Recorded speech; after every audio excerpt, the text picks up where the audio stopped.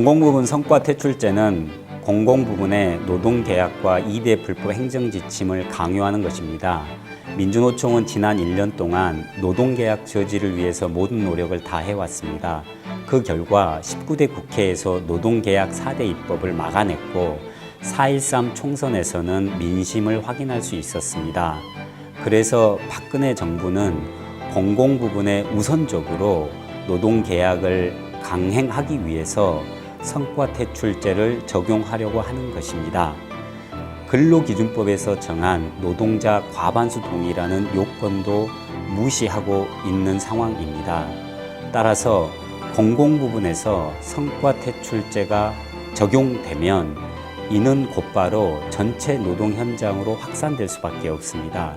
따라서 이번 민주노총의 2차 총파업 총력 투쟁은 바로 박근혜의 노동계약과 2대 불법 행정지침을 폐기시키는 투쟁입니다.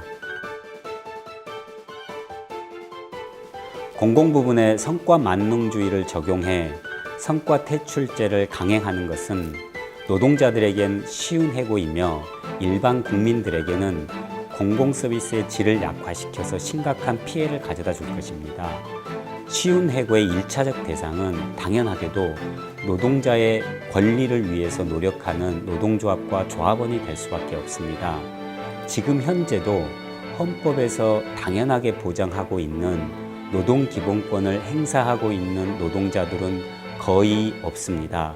여기에 성과퇴출제까지 적용된다면 우리나라에서 노동조합을 결성하고 노동기본권을 행사하는 것은 사실상 불가능하게 될 것입니다.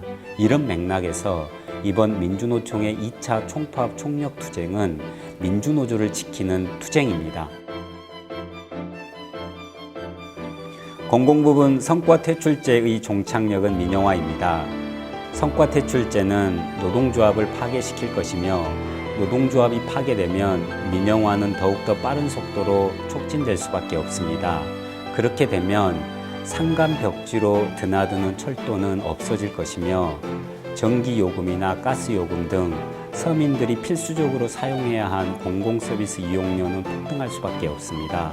더구나 영리병원이 도입되면 서민들은 아파도 병원에 가기 힘든 상황이 됩니다. 민주노총은 그동안 민영화가 어떠한 위험을 가져올 것인지 지속적으로 문제제기를 해왔고 그 결과 많은 국민들이 민영화는 대단히 위험하다는 것을 알고 있습니다. 이런 상황에서 성과퇴출제가 도입이 되면 결국은 노동조합을 파괴하고 또한 일반 국민들에게 큰 피해를 가져올 수밖에 없는 민영화를 촉진하게 될 것입니다.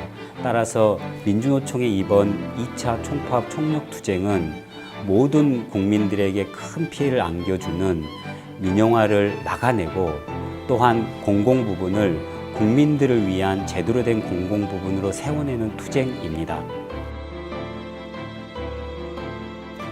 물량팀이라고 불리우는 조선업 비정규직 노동자들은 이미 수만 명이 일자리를 잃었습니다. 그로 인해 수십만 명에 달하는 가족의 생계는 심각한 위기에 빠져 있습니다. 그럼에도 불구하고 박근혜 정부는 이들을 위한 실효성 있는 대책을 내놓지 못하고 있습니다. 오로지 노동자를 자르고 임금을 줄이는 것이 지금 현재 위기에 대한 해법인 양 선전만 하고 있습니다. 진정한 해법은 우리 사회 양극화의 근원적인 뿌리라고 할 수 있는 재벌체제를 구조적으로 개혁하는 것이고 노동자들의 생존권을 보장하는 것입니다. 이번 2차 총파업 총력 투쟁은 일방적으로 진행이 되고 있는 노동자 자력의식 구조조정을 막아내고 노동자들의 생존권을 사수하는 투쟁입니다. 9월 말 10월 초 민주노총 2차 총파업 총력 투쟁 11월 민중총궐기를 통해서 박근혜 정부의 노동계약 2대 불법 행정지침 성과퇴출제를 완전히 폐기시키고 재벌 세상 나쁜 정권을 끝장냅시다.